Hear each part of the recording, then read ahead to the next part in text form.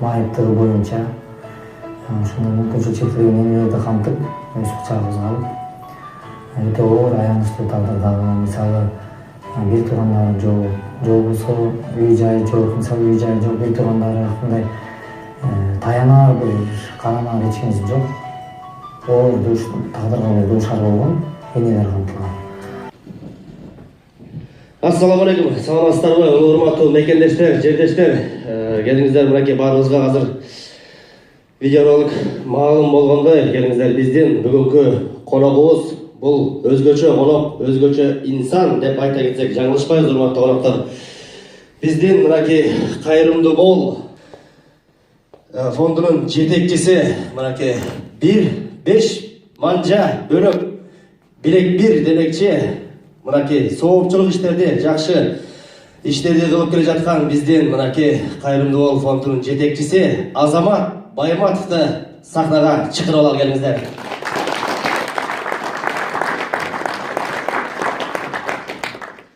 Assalamu alaikum, урматтуу мекендештер, урматтуу бир туугандар, аталар, эже карындаштар. Биз бүгүн өтө кубанычтабыз сиздер менен жолугушуп атканыбызга. Кудай буйрса бул күндү аябай көптөн күткөнбүз. Биз мына азыркы видеороликти көргөнүңүздөрдөй биз кыргыз коомчулугунда бир жигиттик милдетибизди, бир коомго бир кошкон пайдабыз болсо экен деген ойлорду ойлоп, анан көчөдөгү канчалаган сиздер бүгүн азыр көргөндөй канчалаган энелер көчөдө ыйлап көз жашын төгүп жүргөн апабызды, бир туугандарыбызды карап көрүп төгүлүп турган жерде ал жерге алыбыз жетпегендиктен, ошол себептен ойлонуп, Аллах Таала айбандан айырмалап акыл берген. Бирок ошол акылды биз кандайдыр бир жакшы нерселерди ойлонуп иштеткенге аракет кылышыбыз керек экен. Бул адамдык бийик бир парзыбыз менен. Анан ошону ойлоной эле отура бербестен, бул нерселерди бир коомчулукка коомдук фонд деп негиздеп, кайрымдуу бол коомдук фондун негиздедик. Кайрымдуу бол фондун негиздеп алдында дагы ушул атын кандай кылып койсок деп ойлонуп, анан ар кандай бир аттарды ылайыктап көрдүк. Бирок ошонун ичинде биз кайрымдуу бол деген ысымды туура көрдүк. Анткени элибиз кайрымдуу болсо экен, ушул ыймандуу болсо экен, ошондой бир кыргыз баталуу менен баштаган ар бир ишин деп алаканды коюп атайын логотипке бата менен элге көрөт, жамгыр менен жерге көрөт деген ошол себептен баардыгын ойлонуп, анан ушул нерсени туура көрүп, анан ушул жолду тандап, атайын ушул жолдо бир сон табуу эмес, сооп табуу жолу болсо экен. Аллахтын алдына кайсыл бир күндөрү биз жылаңач келип, жылаңач кетерибиз бар. Бирок ошол күнгө чейин биз жалаң эле сондун аркасынан чуркап жүрө бербестен сооп да таап калайлы. Биздин бир күтүүсүз жерден алып кетчү Азраил деген Аллахтын периштеси алып кетчү бир күн бар. Ошол күнгө чейин бир жакшылык ишти кылып жетишип калайлы деген ойлорду ойлоп, анан ушул фондду негиздедик. Бул фондду Куранды жана пайгамбардын хадисине деген. Анан ошо менен мына устатым отурат. Ошол устаты менен кеңешип, чубак устаз менен ушундай кеңешүүлөрдү жасап, анан фондко бир жакшы рамканы чийип, кандай негизде иш алып барсак туура болот деп, анан биз ушул ишти алып барар алдында садакатул жария деп пайгамбардын садака жариясын тандадык. Купуя кылып койсок деле болот. Бүгүнкү күндө коомчулукта көптөр ой пикирлер бар, оң кол бергенди сол кол билбесин деген сыяктуудай. Ошондойго бир туура бир көз карашта бир иш болсо экен деп садака жариясын тандадык. Анткени бул баягы биздин завод фабрикабыз болбогондон кийин, чоң бир ишканаларыбыз же бир кызматта отурбагандан кийин бул жолдо каржылоо маселесин кандай кылып камтысак деп, анан бирибизден бирибиз үлгү алып, ушул иштер болсо экен деп, ушул ишти туура тандоону туура көрдүк. Ошо менен аттандык. Анан кийин канчалаган энелерибизди пикир алышып, эми бул жерден айтканда кайрылган энелер өтө жүрөктү оорутат. Бүгүнкү күндө мына азыр дагы мына бул нерселерди чагылдырып, сиздерге келип ушул нерселерди кеңешип, акылдашканда туура көрдүк. Анткени бага кеңешип кескен бармагы оорубайт дейт. Анан ушул кеңешүүлөрдүн аркасында иштер жүрүп отуруп, мына сиздер көргөн ийгиликтер келип чыкты. Бунун баары бир биздин колубуздан эмес. Мына сиздер отурасыздар. Ушул жумурай журт калк ичинде кайрымдуу инсандар бар экен. Бүгүнкү күндө кол сунуулардын аркасында кыргыз эч убакта кыйынчылыкта бири-бирин таштаган эмес. Биз таштабашыбыз керек. Биз ушул иштерди жасаш керек. Бизде анткени Кудай Аллах Таала бизге чоң мүмкүнчүлүктөрдү берген. Басып туруп жүрөбүз деген чакырыктарды жасап, колубуздан келишинче аракеттердин аркасынан мына ушул жыйынтыктар болуп атат. Мен бул жыйынтыктарда Кудай буйруса ыраазычылыкты мына ушул сиздерге окшогон мекендештерибизге терең ыраазычылык билдирем. Анткени биз жалгыз колубуздан эч нерсе келбейт эле. Ошентип мынакей Айзат эжекени камтыдык, өзүңүздөр көргөн. Ал эжеке да үйлүү болду. Ал эжекени үйлүү баштар алдында дагы мынакей ушундай сунуштар менен биз бирде эшикти каккан жокпуз. Бир эшикти такылдатып, биз ушундай иш жасап атабыз, байке бизге бир 5000 сом берип коюңузчу. Эшик такылдатып, байке сиз 1000 сом берип коюңузчу деген дей элекпиз. Бул андай бир сурануудан да алыспыз. Анткени себеби биз бир гана жараткандан сурашыбыз керек жардамды. Бир гана Кудайдан сурайбыз жардамды. Бирок биз жөн гана сунуш кылып, ошол Айзат эжекенин видеосун тартып, ошол сыз бөлмөдө, биягы 2,5 метр, биягы 2,5 метр жерде бир үйдө жашап атат. 1,5 ай баласы бар. Буту болсо баспайт, свети болсо өчүп. Эми бүгүнкү күндөгүдөй суулуктар болуп атат. Бирок ошол кезде сиз ошолдой энелердин ордуна өзүңүздөрдү 1 минут, 2 минут көптүк кылып коюп, 1 минут ойлонуп көрсөңүздөр жетишерлик болот. Эми ушундай тагдырга кайдыгер карабайлы деп биз сунуштарды бердик. Ошол Бишкек шаарындагы Старый Толчокто жыгач материалын саткан бир туугандарга бардык дагы 10-15-ин чогултуп туруп. Келиңиздер, бир 3 мүнөттүк убакыт бөлүп коесуздарбы? Кудай берген убакытты Кудай жолуна да жумшашыбыз керек экен. Биз силерден пайда таап кетейин деп эмес, чогуу биргеликте бирөөгө пайда келтирип коелу деп келдик. Чогултуп алып, анан ушундай сунуштарды айттык. Мына бул видеону көрсөңүз деп көрсөтүп, ушул эненин үйлүү болушуна сиз себепкер болгуңуз келеби? Аллахтын алдында жакшы иш кылып калганга бир салымыңызды кошуп калгыңыз келеби? Эгер салым кошуп калып, сооп таап калгыңыз келсе, келиңиз. Байке, эже, ата бабабызда дагы салты бар экен, уук бермей деген. Мына жерде канчалаган жыгач сатып атасыңар. Бирок силердин берген жыгачыңардын азыр сатсаңар, биз акчасын төлөп деле алабыз. Бирок силерге сунуш. Ушул уук берип, ар бириңер 2ден берип койсоңор, бир эненин үйүнө жыгач материал толук чогулуп калат. Бирок силердин берген жыгач материалдарыңар ал эненин өмүрүнүн акырына чейин үйүн канчалаган жамгырдан, канчалаган каардан коруп турат. Ошончо соо жеп турат. Ал эне биринчи кетеби дүйнөдөн же сиз кетесизби дүйнөдөн биз билбейбиз. Бирок сооп жазылып турат. Буга кайдыгер карабасаңар, туура түшүнүү менен кабыл алсаңар, ушул биздин катарга келиңиздер деген сунушту айтсак, ал жердеги бир туугандарыбыз 1ден 2ден эмес, 5ден берди. 5ден берди. Ошол жерде чогултуп канча штук кетет экен деп штугун баарын санашып өздөрү. Бир машинаны чакыртып, "Ой, сен да сооктон кур калба" деп машина айдаган байкени чакыртып, ага жүктөтүп, өздөрү келип Айзат эженин үйүнө түшүрүп, берип анан батасын алып кетишти. Эми бул жерде биздин оюбуз болду, ушундай сунуштардын гана негизинде иш алып барсак болот экен. Биз барып алып ал жерден чоң акчаларды сурап, талап кылуудан да алыспыз. Ушундай бир интернет баракчасына чыгарып, кел, кайдыгер карабайлы. Бир колубуздан, кимибиздин колубуздан эмне иш келсе, ушуну кылып койсок эле бул эне үйлүү болуп калган жатат деген чакырыктарды жасаганбыз. Ошол чакырыктарды мына көрүп, ошол жерден бир КамАЗ айдаган бир тууганыбыз бар экен. Ал келип алып, мен шагылын түшүрүп берейин деп өзү келип, биз чакырткан жок, өздөрү келип сунуштап атат. Ушундай бир иштердин жыйынтыгында биз ушул Айзат эжекенин үйү бүтүп калды. Анан канчалаган бир туугандарыбызга дагы кирип, бүгүнкү күндө биздин да досторубуз бар.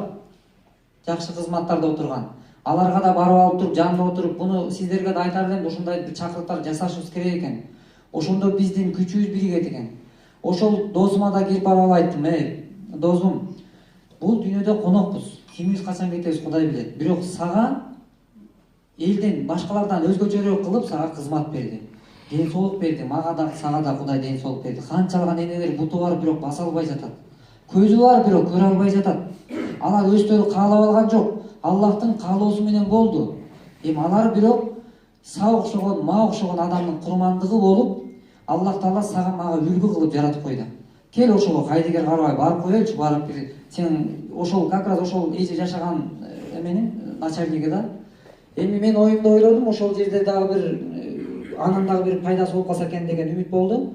чакырыктар жасадык. Баягы ушундай чакырыктардын жыйынтыгы жакшы экен. Баягы бир айда 3 жолу барат, саунага барышат. Мисалы улуу сөздө уят жок, мына саунага барышат. Канчалаган кафеге кирип алып, ресторанга кирип алып туруп 2000 сом, 3000 сомго обед кылып коюп атабыз. Бирок 2000 обед кылган адамдын деле, 200 сомго обед кылган адамдын деле, тамактанган адамдын экөөнүн курсагы бирдей эле тоет. 2000 сомго жеген тамак жегенде 3 күнгө чейин жүрө бербейбиз. 4 күнгө чейин жүрө бербейбиз. Бирдей эле тоет курсак. Бирок ысырапкерчиликтен алыс болуп, мындай биякта ачкы, мына азыр бүгүнкү күндө мына азыр биз бул жерде жылуу жерде отурабыз. Биздин мекенибизде үйүндө оронуп, чулганып, сууктан 17 адамдын көзү өттү. Мына бир жум аралыктагы бул көрүнүш да. Эми мындай жерде ушундай чакырыктарды жасашыбыз керек экен, зарыл болуп турат. Досума айттым, аны алып келип көрсөтүп, ошол көрсөткөндүн жыйынтыктарына ушундай жыйынтыктар болуп атат. Ошон үчүн урматтуу бир туугандар, мекендештер, биз бул дүйнөгө жөн эле бир келип кетчү, аз убакытчалык өмүрдөгү бир алсыз эле бир инсанбыз. Биз ойлошубуз мүмкүн экен. Пайгамбарыбыздын көптөгөн хадистеринде айтылат. Баягы күчтүү менин пенделерим чыккыла дегенде ушунчалык балбан, көптү жыккан, ошондой бир чоң инсандар чыгат экен. Ошондо жок, бул менин күчтүү пендем сабырдуу инсандар деп айткан экен да. Ошон үчүн биз мындай нерседе сабырдуулук менен, чыдамдуулук менен ушундай нерселер жасап, анан бир кайдыгерлик болбостон ушундай нерсеге кол сунаа жашашыбыз керек экен. Мисалы, биз бүгүнкү күндө ушул фонддун иш багыттарында иш алып барып атып, кээ бирде ушунчалык зээнин кейип, жүрөггө нагрузка бере турган жерлер көп. Жүрөгүң ооруйт. Өзүңдүн жашооңо өзүң шүгүр кыласың. Карап туруп баса албай ордунан ушул барсаң, 3 айдан бери күндүн нурун көрө элек энелер бар. 3 айдан бери күндүн нурун көрө элекмин дейт. Телефон чалып байланышат, Азамат, айланайын балам, сени радиодон же кемеден алдым, анчадан түкүнчөдөн алдык, интернеттен алдык. Ушинтип кыйналып атам, бир келип кое аласыңарбы деген чакырыктар бар. 3 айдан бери күндүн нурун көрө элекмин дегенде мен ишенген жокмун ошол энегечи. 3 айдан бери кантип ушул бир депчи. Анан эми ошондой энелерге өзүбүз барсак, ошол бир ушундай клубда маданият үйүнүн 2-этажында жашайт экен. Чынында 3 айдан бери күн көрө экен. Кирип барсак, жаткан жеринен тура албайт экен. Эч кимиси жок экен, жалгыз уулу бар экен, ал арак ичип бомуштук кетти. Карай турган эч кимиси жок экен. Анан айыл өкмөт дагы жакшылык кылып, 2-этажга ошол убактылуу башка окуйт. Эми анын сиздер көрсөңүздөр просто жүрөгү ооруйт. Ал жерде жашоосун көрбөй эле коюш керек да. Көргөн адам жүрөгү ооруйт. Эми анда эле бизге окшогон адам жакшы жашагысы келип атат, бирок алы жетпей атат. Алсыз эне алы жетпей атат болгону. Анан барсак, ордунан тура албайт. Анан коляска алып бардык. Бир мекендешибиз 17 000 сомго коляска алып берди жанагындай. Майып коляскасын.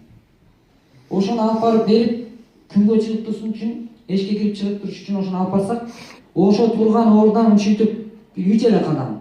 Ушинтип кадам таштап ыйлап отуруп калат да. Эми бул жерде биз убагында кичинекейибизде энелерибиз бизди канчалаган тамтың этип жетелеген, бастырган, канча убактысын биз үчүн бөлгөн, 24 саат убакытысын биз үчүн бөлгөн энелерибиз. Сиздердин апаңыздар, биздин апабыз 24 саат убактысын бөлгөн. Буну эч ким жалганга чыгара албайт. Бирок ошо сизге убактысын бөлүп, бир кезде энебиздин курсагында биз элек. Энебиз менен эле биз болчук.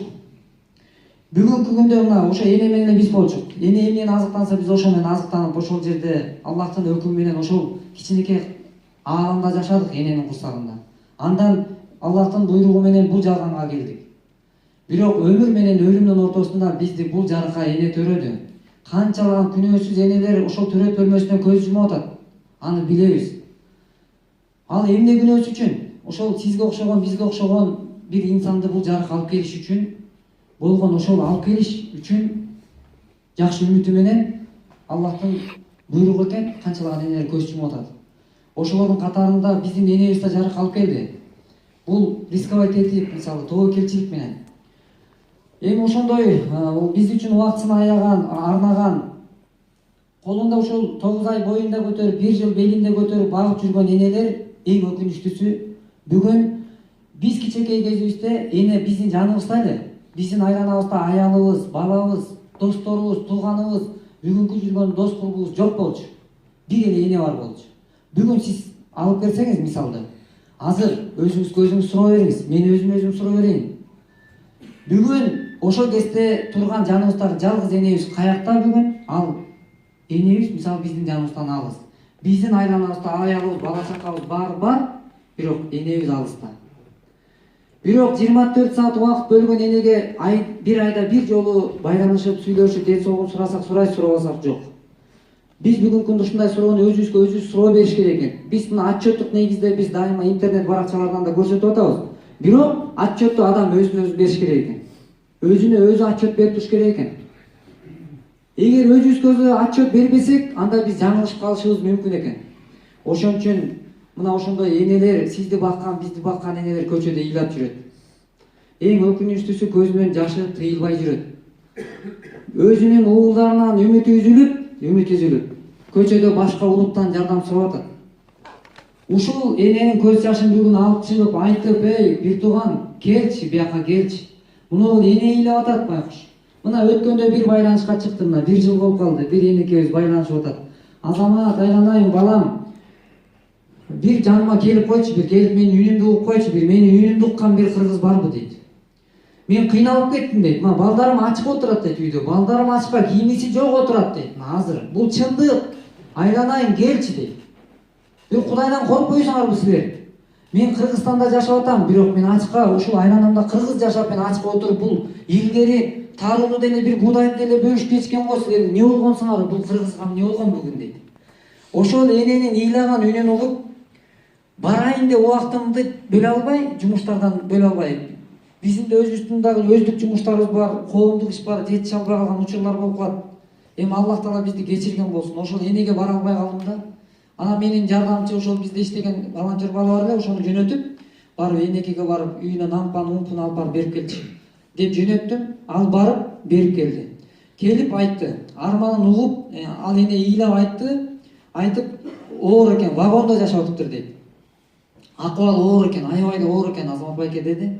Анан бир 10 күн өтпөй эле Швециядан биздин бир эжекелерибиз келип калды. Анан байланышка чыгып кал Азамат, ушундай бир 3 бир эне болсо бир батасын алып кетейин деп келдим эле. Азамат бир көрсөтүп ушундай бир эме кылып коесуңбу деди. Анан мен ошол энени сразу ошол энени кантып, ошол энени айтып, дагы бир энекелерибизге бир керектелчү нерселерин алдыртып, анан баягы энекеге чалдым, телефон чалып. "Эже, үйдөсүзбү? Биз азыр барабыз Кудай буйрса" деп чалсам, кичинекей 4 жаштагы кыз, 4-чү класстагы кыз алды. Анан эже жок беле десем, "Жок эле, эмне кылат элеси" деди. Мен айтып калдым, "Мен ушундай өткөндө кайрылды эле, ушундай бар акыбалын сурап койчу деп барайын дедик эле, ушундай десем, апаң эгер келип калса айтып кой десем, апам кайчы болуп калды" дейт. Бул сөздү укканда мен аябай жаман болдум. Мен көзүмөн жаш тегеренди, ушунчалык жаман болдум. Мен өзүмдү өзүм күнөөлөдүм. Балким ошол энеге ошондо барып койгонубузда мүмкүн кичинекей жүрөгүндөгү үмүтү пайда болуп, балким бир жакшы жагына ооп калар эле. Бүтүн кыргыз элге мындай нааразы болуп кетти да бул эне. Бул сөздү ошондой зарыгып ыйлаган эненин көз жашы сиздерге жетпей жатат. Ошондой эненин көз жашы көчөдөгү 7-кабатка жетпей жатат. Ошол эненин көз жашы ишкерлерге, ошондой энелердин көз жашы жетпей жатат. Ыйлап атып көз өтүп атат канчаларын чекесинен. Мына пайгамбарыбыздын хадиси бар. Эгерде коомдо же ошол айылда бир адам ачкадан же тоңуп өлгөн болсо, ошол айылдын эли күнөөлүү деген. Муну эч ким калп деп, эч ким жалганга чыгара албайт. Бирок буга сиз, мен, мына баарыбыз күнөөлүүбүз.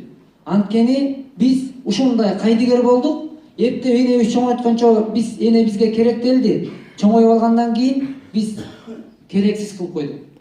Карабай коюп аткандыгыбыздан көчөдө азыр арабтардан, башка улуттардан жардам сурап, эмне кыларын билбей көчөдө энелер жүрөт. Мына кече жакында эле дагы бир эне кайрылгандан биз барсак, үйүндө 21-кылым телевидениени алып барып тарттырдык.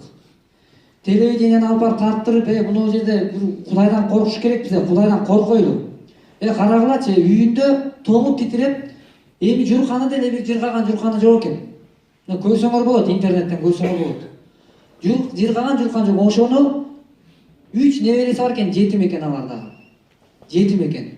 Эми байкуш наристеде эмне күнөө байкушта? Бутундагы наскисин да тарттым, ошончо атайын түз эфир кылып тартып, коомдо сиз көрсөңүз экен, мына байкем көрсө экен, биз эл көрсө экен ушуну. Жыртык наскис менен үйдүн суугун айтыңыз.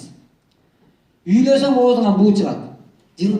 Эми наристе эчтекен билбеген кичинекей биздин бөбөктөр, кичинекей сиздин мекендешиңиз ошол жерде ойноп атат.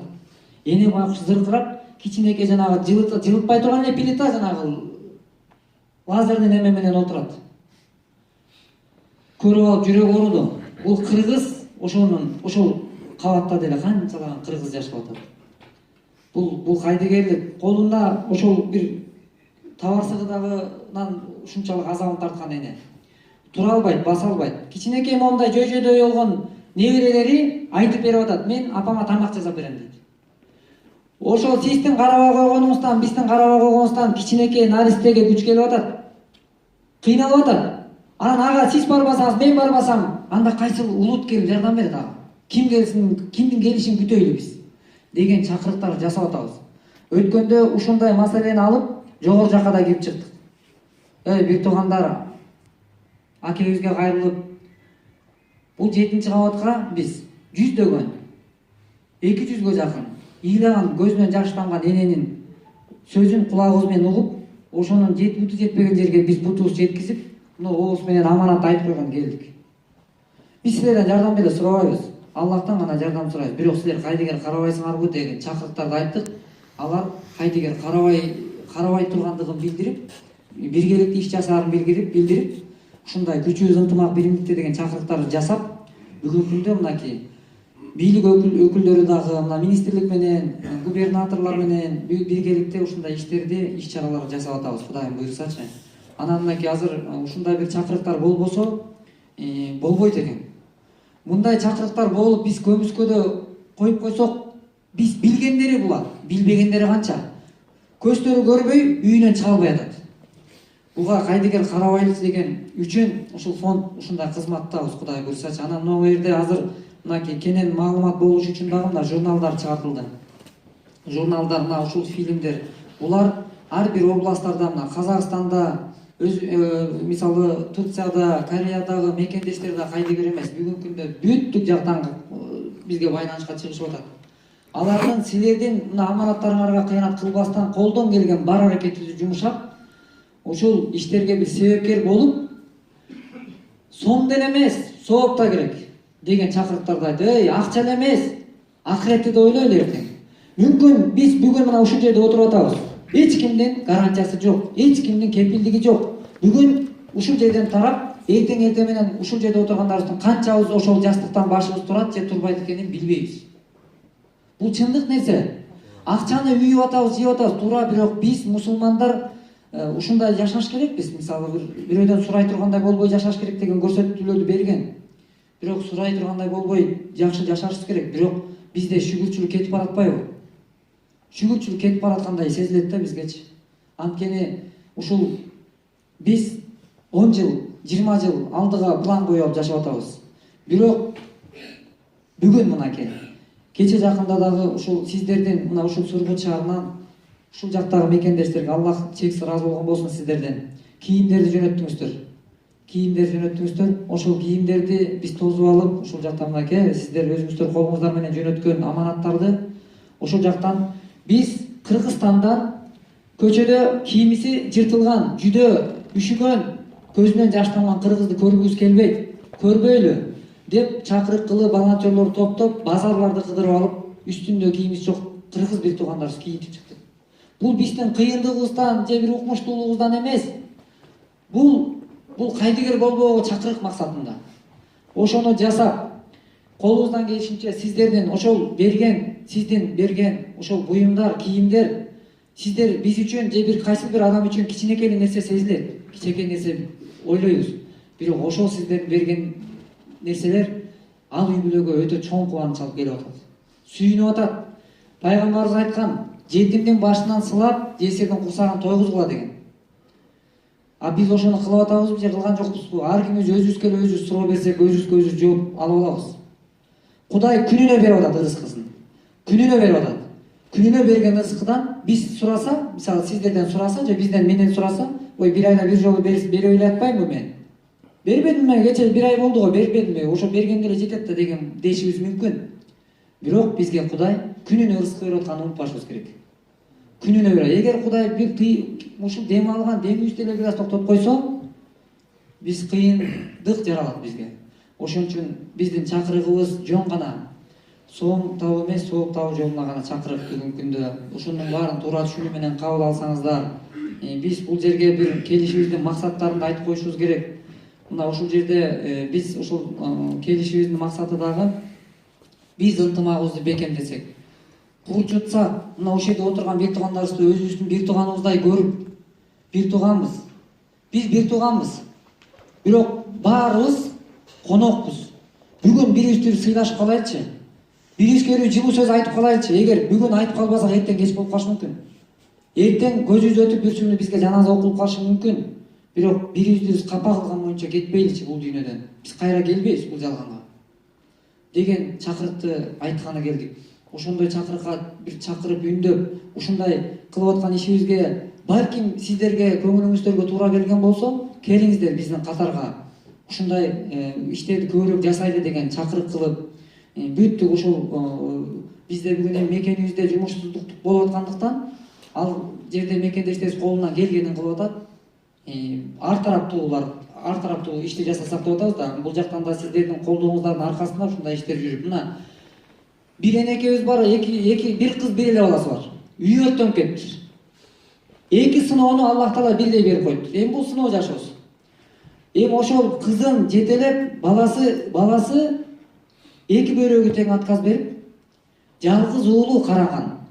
Эки бөйрөгү тең отказ берип, ал баласы да апасын багайын деп ушул Москвага келип, автомойкада иштеп, эки бөйрөгүнө тең суук тийгизип, күчөтүп алып, ошо менен эки бөйрөгү тең кургап калыптыр. Ошол эне көчөдө бүгүн, мына мындан 5-6 ай эле мурда коробка көтөрүп алып колуна. Ошол эне, эгер биз да ошону кыл десе, биз балким заарканышыбыз мүмкүн. Энекебиздин Кудайым ден соолук берсин энелерибизге. Бирок энеге ошондой түйшүк түшсө, биз колубузга коробканы көтөрүп алып, көчөдөн базарлардан сурасак, биз уялышыбыз мүмкүн. Кантип чыгам деп. Бирок эне антпайт экен. Эне көчөгө чыгып, бутуң сүт десең, бутуң сүттөйм, бирок акча берип койчу дейт. Баламды алып калайчы дейт. Балам, эгерде акча жок болуп, диализге акча жок болуп калса, бизде платный да төлөө менен. Эгер но жумасына 7000 сомдон төлөйт. Эгер бул жумада 7000 төлөбөсө, анын баласынын денесине тарап көзөтүп кетиши мүмкүн. Ошондой коркунучу ал эненин жүрөгүн уктатпай, күнү түнү уктабай, дал бастап чуркап базарларды коробканы көтөрүп алып, жалдырап, ыйлап жүрөт. Бул интернетте жүрөт. Ошол энени чагылдырдык. Көрдүк. Эми ушул нерселерди биз көрсөтүүбүздүн да максаты ушуга чакырык да. Анан чакырыгыбызга кайдыгер карабаган ушул жактан дагы мекендешибиз мынакей сиздердин араңыздарда отурат го. Биз бул бир адамдардын айтып даражасын көтөрүү эмес, үлгү болуш максатында чагылдырып. Анан бул жактан дагы мына ошол үй жайсыз жүргөн энелерибиздин үйлүү болушуна бир себепкер бололу деген чакырыгыбызга кайдыгер карабаган мекендештерибиз бизди кубандырат. Өзүнүн алган үйүн ушу бизге сунуштап, өзү байланышка чыгып, сиздердин кылып аткан ишиңиздерге биз ыраазыбыз. Бул чындык, бул акыйкат нерсе.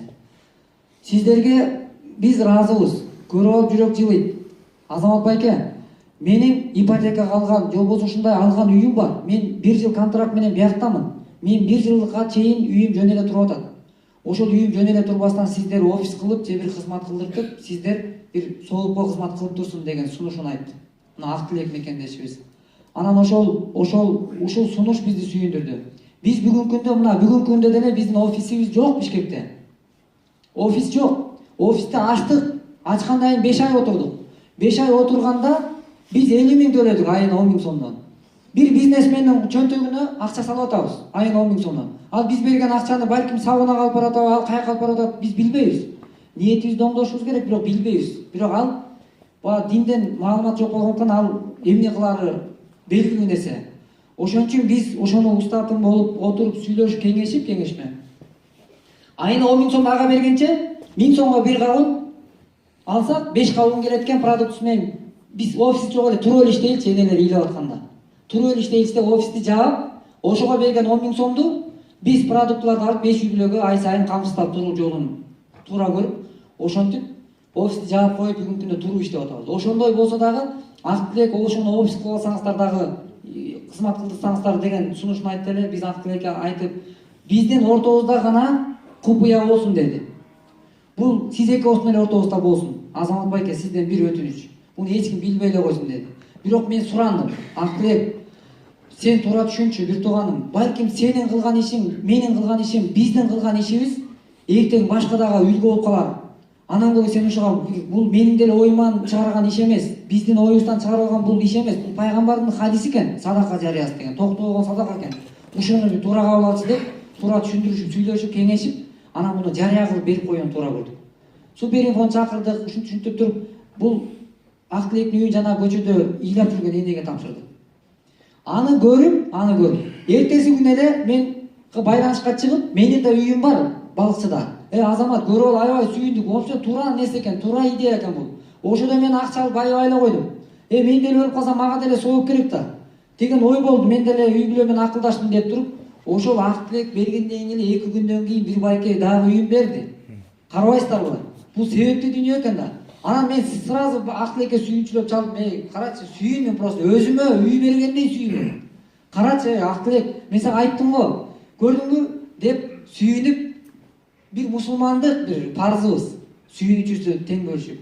Өзүбүзгө эмне жакшылык кааласак, өзгөгө да ошону каалашлык бул мусулмандын эң бийик бир жакшы бир сапаты. Ошон үчүн ушундай иштер көбүрөөк чагылдырылып, мына ушундай иштин аркасында бүгүнкү күндө мына 3 энебиз дагы убактылуу, 1 жылга убактылуу Башкалкалоо батиринде жашап атат. Ушундай иш көбүрөөк болсо экен деп атабыз. Бул нерселер баарын айтып, мактанып, же бирөөлөрдүн атын чыгарып, же өзүбүз бир нерседе көрүнө калайлы, же бир башка бизге көптөгөн суроолор бар. Бирок ушул суроолорго биздин максатыбыз ушундай бир жакшылык кылып, аркабызда бир из калса экен деген чоң үмүт. Анан ошон үчүн ушундай ишибиз көбүрөөк болсо экен деген эле үмүт. Мына бул жерде азыр мынакей отуруп атабыз. Биздин ушул жерде мисалы мына азыр Кыргызстанды кыдырып, жүрөктөн жүрөккө деген акция уюштурдук. Ошол акциянын да ар бир нерсенин өзүнүн максаты болуш керек. Ал акциянын максаты министрлик менен, ошол биздин өнүктүрүү социалдык министрлик менен биргеликте, Кудайберген Базарбаевич менен, ар бир областтарда губернаторлор менен, ошол жергиликтүү бийлик менен биргеликте ар бир областка 500 майып балдарды топтоп, жүрөктөн жүрөккө адаптациялоо, коомго аралаштыруу бир эмеси кылып, балдарды чогулттук. Эми сиздер ойлосоңуздар, 500 майып баланын келип бир ресторанда отурган. Бирөө баса албайт. Апасы көтөрүп келип атат ошо балдарды, кыздарынчы. Эми карап турсаңыздар, бир карап туруп зээнин кейип 500 майып бала келди. Бирөөнүн көзү көрбөйт, бирөөнүн жетелеп келатат, бирөөнүн көтөрүп келатат. Ал балдарды алардын ата-энелери тилеп алган жок. Алар ошону ошентип күткөн жок. Бирок Аллахтан күтүүсүз ошондой бир наристени берди. Же аны бир буюм болсо алып бир жака апарып ыргытып жиберет эле. Ал буюм болбосо, баласы болсо кантип кыят? Эне кыя албайт экен. Ошон үчүн Кыргызда макал бар экен да, бекер айтпаган биздин улуу аталарыбыз, даанышман аталарыбыз. Эгерде кайсыл бир адамдын баласы энеси өлгөн болсо дептир, энеси өлгөн болсо, ал бала көмгөнчө ыйлайт дептир. Көмгөнчө энеси өлсө. Эгер баласы өлсө, эне өлгөнчө ыйлайт дептир. Бул чындык бул. Бул чындык. Бул чындык экенин ушул далил бул. Биздин ушул бүгүнкү кылып аткан иштерибизде көрүнүп аткан, көзүбүзгө ар бир көрүнүп аткан окуя бул далил. Ошол жерге энелер балдарын көтөрүп келди. Эми ал дурустап деле тамак жей албайт экен байкушчу. Оозуна кыйнап эптеп балдарын катарына отургузуп, ошого тамак берип атат. Эми аны үйүнөн деле берип койсо болот. Бирок ошол жерде коомго аралашып калса экен, ошол жерде бир ошол ресторандын ичин көрбөгөн, өмүрүндө биринчи жолу көргөн балдар келип көрүп, сүйүнүп, бири-бири менен таанышып, ушинтип бир пикир алышып атат да, сүйүнүп атат. Эми бир күндүк жок дегенде жүзүнө бир жылмайып тартуулап калуунун аракети. Эми ошол жердеги бир көрүп туруп зээнин кейип турган нерсе, анан ошондой нерселерди баягы чагылдырып, ушул биз шүгүр кылайлычы, бизге Аллах Таала бизди ошондой майып кылып жаратпаганына шүгүр кылайлы. Бизге ошондой муктар бир майыптыгы менен бир наристени бербегендигине шүгүр кылайлы. Анан шүгүр кылып эле отуруп элбей, келиңиздер аракет кылайлы. Шүгүр деп коюп эле отуруп элбейли, аракет кылайлы деп, Кудай буйруса, ушундай бир иштерди жасап, ушундай бир иштерге кайдыгер карабасак, урматтуу бир туугандар, анан эми биз ушул жерге алтындай убактыңыздар дагы бөлүп, ушинтип келип, кайдыгер карабастан ушундай бир дем күч берген аркабызда эл бар экен, журт бар экен. Биз булдай ишибизди токтотпогонго аракет кылабыз. Аллах Таала биздин ушул туура жолдон адаштырбаган болсун. Жүрөгүбүзгө бекем ыйман берсин. Аллах көрүүчү, Аллах билүүчү. Биз бул жакшылыктарды кылсак кылбасак дагы бул күндөр өтөт. Кылсак кылбасак дагы бул өмүр өтөт. Бирок кылып калайлычы. Ушуну кылып жетишип калайлы. Буну кылганыбыздын пайдасы өзүбүзгө гана тиет. Бүгүнкү күндө мына көрүнүштөр бар, бүгүнкү күндө канчалаган байлар бар, үйүлүп алып атабыз. Көптөгөн байлар үйүп жыйып, бирок жыйып үйгөнчө не бир ысыкка күйүп 40 градус ысыкка күйүп 40 градус мустакка сууга тоңуп, зырылдап жүрүп жыйып үйгөн дүйнө байлыгы бүгүнкү күндө. Анын аркасында калган балдарына калып, мисалы балдар аны туура жолдобу, туура эмес жолдобу каяка жумшатат, аны Кудай билет.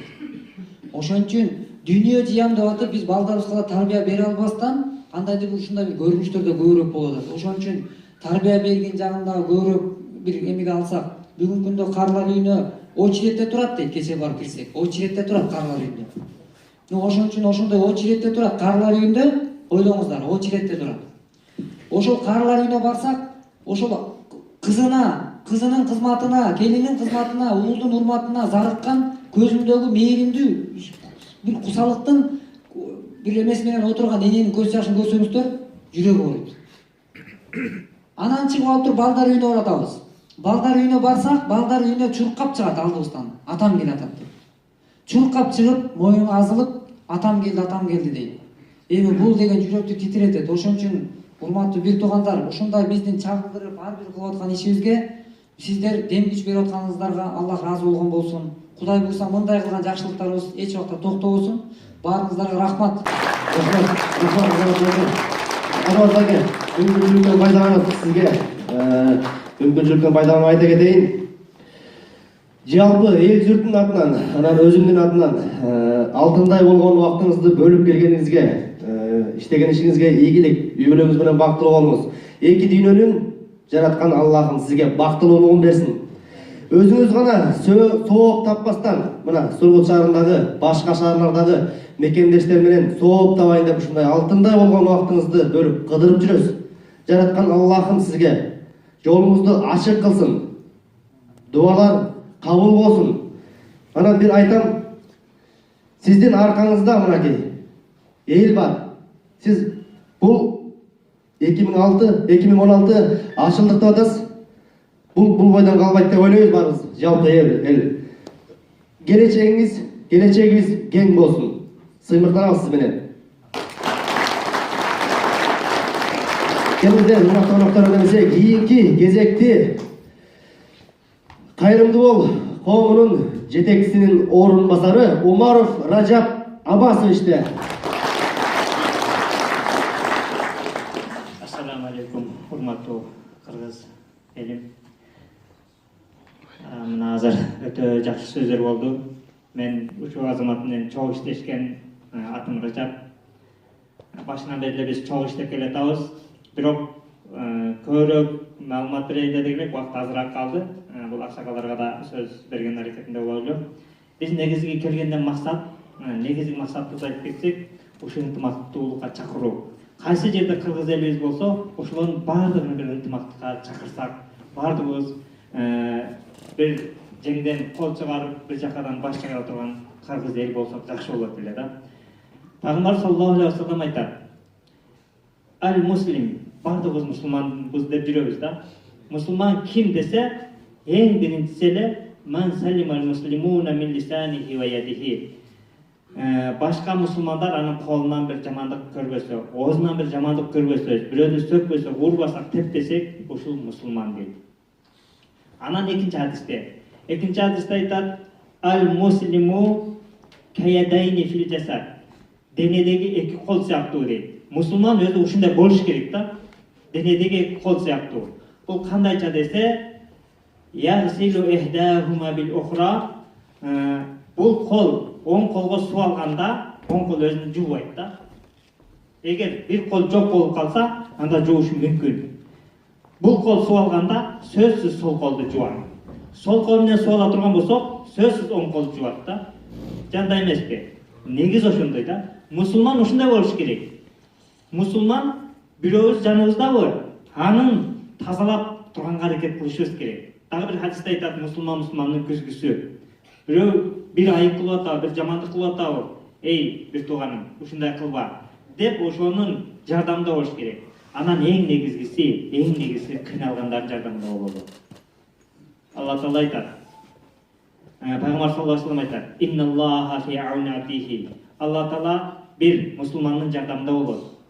Эгерде ошо мусулман бир кыйналган адамга жардам берсе дейт, бир бирадарынын, бир тууганынын жардамында болсо дейт. Биз бүгүнкү күнү ушу хадистердин негизинде келип туруп ушул фондду ачтык да. Ушул фондду ачтык. Эми биз фондду ачкандан максат ушул бир нерселерге жакшылык иштерди кылып атабыз. Эми Кудайым ушуну кабыл кылса экен, биз эртеңки күнү тынч барып жатсак экен. Эртеңки күнү кылган жакшылык иштерибиз аркабыздан соолук жетип турса экен деп. Адам баласы өлгөндө 3 нерсе эчи барат, мүрдөсүгө чейин. Анын эң биринчиси үчөө эчи барганы малы, балдары, амалы кошулуп эрчи барат. Анан экөө кайра келе берет. Малы, балдары кайра келе берет. Уже биз канча дүйнө жыйдык, пайдасы жок ал. Өлдүк бүт да бирөөдүкү болуп эсептелинет да. Эми биздин кылган амалыбыз гана калат. Өзү адам өлдү, амал дефтери жабылат. Жакшылык жамандык бүттүгү жабылат да. А бирок ушундай мечит куруп кеткен болсо, жакшылыктарды кылып кеткен болсо, ушундай үйлөрдү куруп кеткен болсо, ушул үйлөргө канча адам жөнөтүп жаткан болсо акчалай, ошолордун дагы тиешеси бар да ушул соокка. Ал үй жок болуп кеткенче өлгөндөн кийин да соогу жетип турат иншалла. Эми биздики негизги максат ошо. Бирок Аллах разы болсун силерден. Ушундай ынтымактуу ушул жерде, бөтөн жерде, бөтөн элде болсоңуздар дагы ынтымагыңыздар өтө жакшы экен. Ушундай ынтымак беримдикти Алла Таалам мындан кийин да бекем кылышын насип кылсын. Биз сиздер жөнүндө өтө айтып барабыз. Андан кийин кандай тиешелүү маселелер болсо, эгер биз аркылуу бүтө турган болсо, биз менен байланышыңыздар, биз дайыма даярбыз сиздер менен иштешкенге. Шоурабар.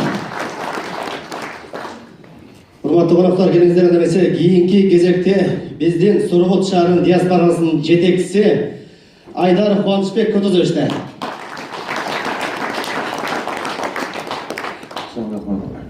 Саламатсыздар, урматтуу мекендештер. Ушул Азамат инибизге конокторго рахмат айтчумун. Атайын биздин чакыруубузду кабыл алып, өздөрүнүн алдында убактысын таап келип, мына жана жарым сааттык видео тасма барган жерлерин көрүп, чындап жүрөк ээй турган ушундай жардамга муктаж үй бүлөлөр бар экен. Ошолорго барып жардам берип, өзү айткандай кайрымдуу бол деген фондду өзү эле ачып, эч кандай эле бирөө жетекчиликсиз эле өзү эле ушундай бир жакшы иш чараларды аткарып атып бул жигитибизге, бул жигиттин командасына чоң ийгилик болсун.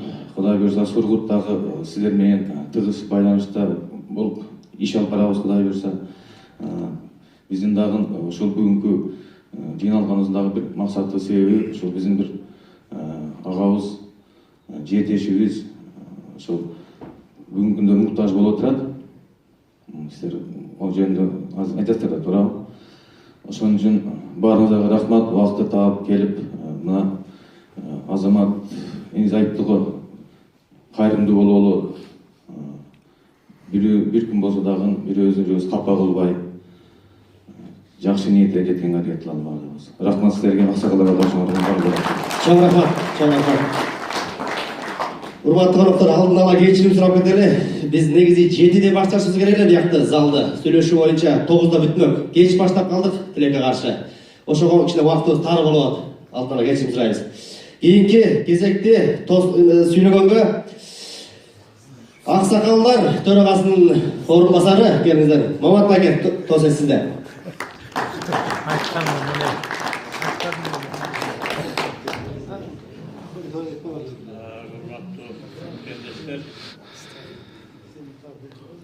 Buladыкты тартылган кинону көрүп туруп, биз силерге абдан ыраазы болдук. Ушундай силердей жигиттер элибизде көп болсо, Құдай бұйырса, заманыңыз тезірек оңды. Рахмат. Ошол акчаны мындай жоғалтпай өздерінше қолдырып екен. Рахмат ушу баштаган ишиңерге. Колдойм. Рахмат ақсақал. Кейінгі сөз сөндірмесе біздің ақсақал Қайым аға да келіңіз қайым.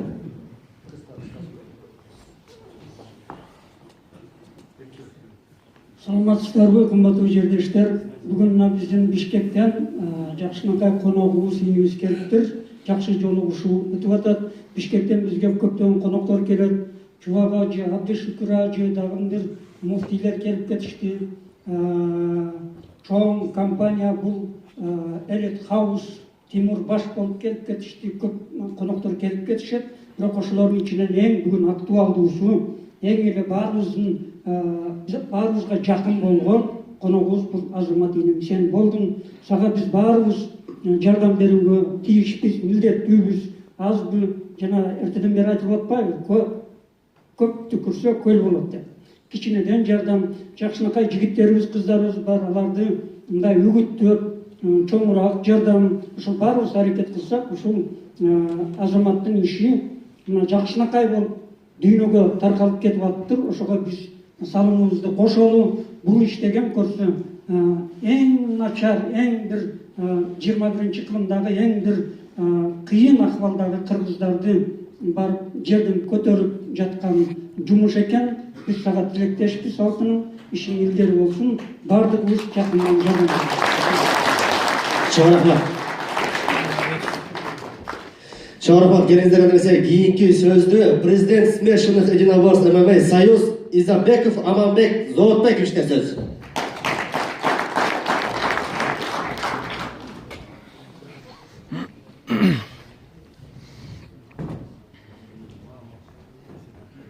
Ассаламу алейкум, земляки. Я по-русски скажу.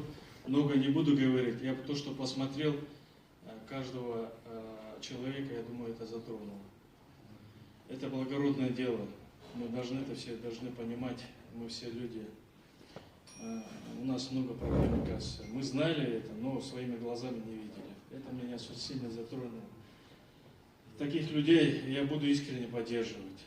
Брат, я буду рядом, буду поддерживать. Я слышал про ваше дело. И пусть Всевышний Аллах даст вам силы, воли и имана. Если, я не знаю, я смог бы ли я такое сделать, да, я, наверное, нет. Но если даже я не могу такое делать, я буду рядом.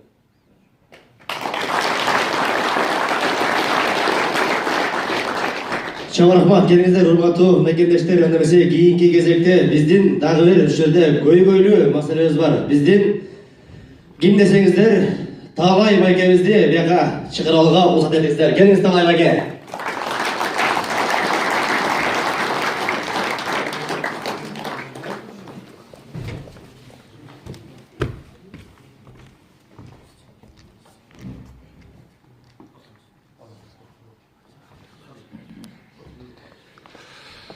Кайрадан сөз кезеги өндөрмөсө Азамат Байбатовда. Мына ошол биздин бул жака келишибиздин дагы эң чоң бир максаттардын бири ошол бирде отурган мынакей Кубаныч байке жана ушул жактагы мынакей мекенчил биздин бир туугандарыбыз, мына сиздердин чакырууңуздар ушул негизде болчу. Анткени ушул арабызда ушул жакка дагы өзүбүздүн эле катарыбызда эле эмгектенем деп келип ушул жакта кандайдыр бир сыноого кабылган биздин мынакей Талай байке отурат. Ушул жерде мынакей ушул Талай байкенин менен кандайдыр бир маалымат сиздерде бар. Биз ошол мына кече жакында эле угуп, ушул Кубаныч байкенин сунушу болду, чакыруусунун негизги максаттары ушул болду. Ушул байкебиздин дагы Аллахтын бир чоң сыноосу болуп, эки бөйрөгү тең курап, эки бөйрөгү отказ берген экен. Анан бул нерсе бизди бул нерсе бир кайдыгер карап отура тургандай бир нерсе эмес. Ошон үчүн биз ошол жактан ушул жакка келишибиздин негизги башкы максаты ушул болду. Ушул байкебизди дагы мынакей Талай байке биз колубуздан келишинче мынакей бул жерде чогулган кыргыз эч убакта мындай акыбалга таштабайт деген чакырыктарды жасап, мына сиздердин мекендештер отурасыздар. Биздин чакырыгыбыз болсун, баарыбыздын ушул чакырыгыбыз болсун. ушул Талай Байкен деле баягы биз үй салар алдында деле ар бир 100 сомдон эле чогулуп коелу. 5000 дозум бар экен, 500 000 сом чогулат экен. 100 сомдон чогултканда. Анан бул эсе агыргө болуп атат, бул үй. Үйдөн дагы оорчундуу болгон бул адам ден соолугу. Ден соолук да. Ошон үчүн урматтуу мекендештер, келиңиздер. Мына ушул Талай Байкендин дагы ушул маселесин көтөрүп, ар бирибиз 100 сомдон эле чогулта турган болуп, туугандыктарыбызга баарын эле жайылтып айтып койсок эле, көп нерсени чогултуп койсок болот. Талай Байкенин ошол операциясына 1 миллион 300 000 тегереги кетет экен. Бул нерсе баягы чоң кылган менен аракетибиз күч болсо бат эле чогулуп калат. Анткени буга биздин көзүбүз жетет. Анткени биздин бүгүнкү салып аткан үйлөрүбүз 1 миллион сом тегерегинде үй салынып атат. Баардык шарттары мененчи. Анан ошону эми мынакей бул ден соолуктун бул Талай Байке өзү деле буну бир күтүп же күтүүсүздөн болду. Анан мындай ден соолуктун мындай нерсеге бир кайдыгер карабастан ушул нерсеге бир кайдыгер карабаган мына сизге Кубаныч байке, Алла разы болсун. Мына ушул жактагы мекендештер баарыңыздарга Кудай разы болсун. Биздин ушул жака келип кеткен жол киребиздине чейин төлөп, баарын уюштуруп, ушул нерселердин баарын уюштуруп, алтындай убакытты бир бөлүп ушул нерсеге уюштуруп атканы бул өтө чоң сооптуу иш. Анан мына азыр Талай Байке менен өткөн сүйлөшкөндө да айтты Талай Байке, 5 жылдан бери балдарым көрө элекмин дейт. Эми бир эле кыска эле сөз, ар бир адам бизге да Кудай ден соолук берсин. Бирок ден соолуктун бар кезинде баркын бил дейт. Баркын билип, ошого кайдыгер карабастан ар бирибиз өзүбүз деле Байкенин ордуна коюп, акыбалга 5 жылдан бери баласын көрө албай. Эгерде бир бак Талай Байкеге кол сунуп отурган болсок, бунун үйдө канчалаган, мисалы, бир туугандары күтүп атат, келишин. Апасы күтөт, мисалы атасы жеп, кызы, баласы, келинчеги, өмүрлүк жары күтөт. Бирок ал жака барууга бүгүн мүмкүн эмес болуп атат. Ошого ден соолукка байланыштуу. Ошон үчүн ушул нерсени баарыбыз жапатырмак. Мына биз карап турбайбыз.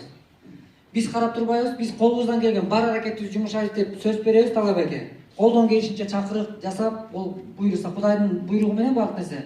Анан сиздер да ошого кайдыгер карабасаңыздар, жакшылап ошол бир колдон келген бар аракетибизди жумшап Байке, буйруса салымыбыз менен бир ушул нерсени ырастап чогултуп, анан Кудай буйруса Талай Байке, Аллах Таала кандай дарт берген дартына шифа берсин.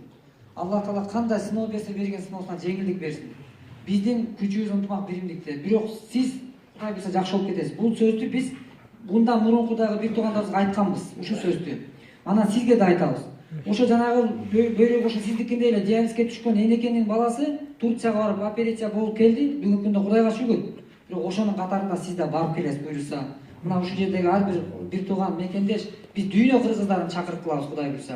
Анан эч убакта кайдыгер карабай жакшы болуп кетесиз. Бул жерден 30 000 сом чогулуп тур, ушул бир туугандарыбыз баары ушул алгачкы кадам болсун үчүн. Анан ушул нерсени дагы Аллах разылыгы үчүн Талай Байке буйруса мынакей ушул нерсе бул чоң бир себеп болчу бир алгачкы кадам Кудай буйруса. Биздин сөзүбүз эч убакта кур болбош керек. Биздин сүйлөгөн сөзүбүз менен эле эмес, биздин кылган иш жыйынтыгыбыз менен болуш керек. Ар бир кадамыбызда бир жыйынтыктар болсо экен деген үмүт менен. Анан ошону бир кабыл алып коюңуз Талай Байке, алгачкы немелерден, кадамдардан буйруса. Анан дагы Кудай буйруса